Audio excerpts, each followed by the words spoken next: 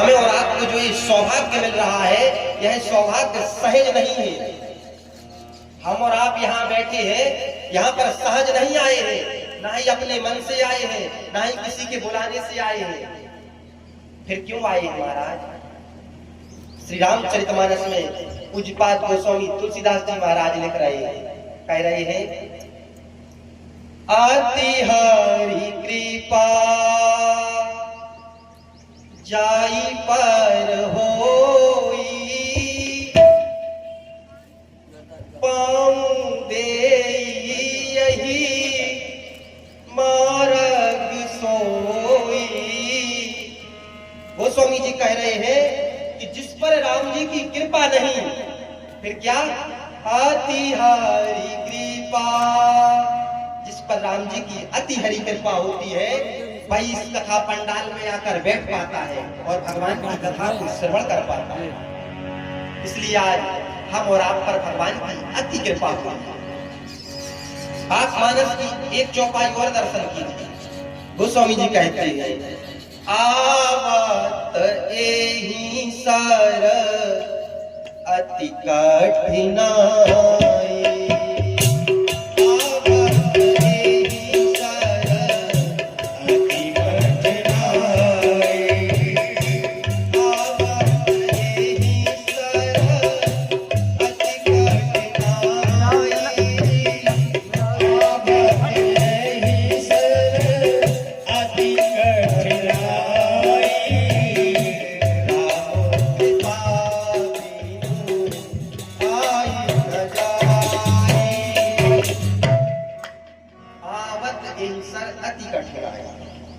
Sir का मतलब होता है सरोवर। एक सरोवर तो है कैलाश में मान सरोवर, और आज ये मसौरा खुर्द भी एक सरोवर बना हुआ है, क्योंकि यहाँ यज्ञ चल रहा है, संतों का आगमन हो रहा है और रामचरितमानस रूपी कथा यहाँ पर हो रही है। आवत यही सर अति कठिन है।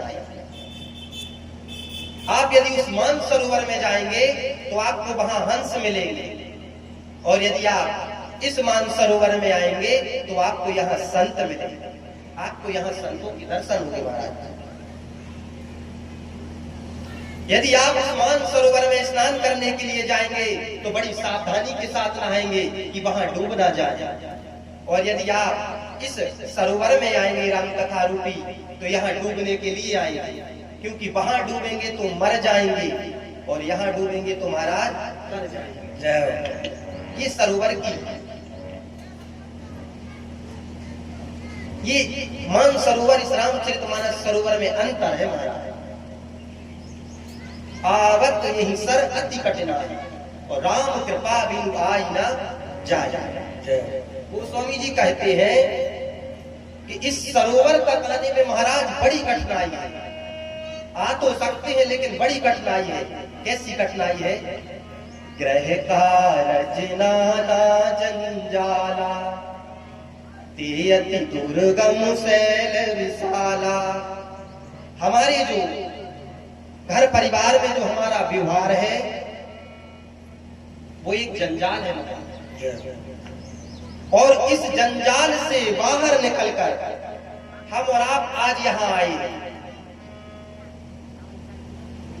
और ये राम जी की कृपा का परिणाम है कि हम और आप यहाँ आकर बैठे हैं, भगवान की कथा श्रवण कर रहे हैं, और भगवान की कृपा के बिना आना यहाँ संभव नहीं है।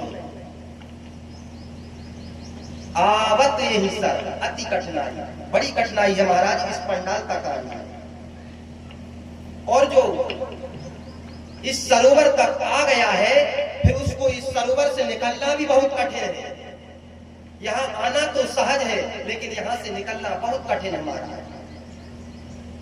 अब हम और आप श्री रामचरितमानस की कथा की महिमा को श्रवण करेंगे। पूज्यपाद गोस्वामी तुलसीदास जी महाराज रामचरितमानस में कह रहे हैं, जाने बिनु ना होई परतीति,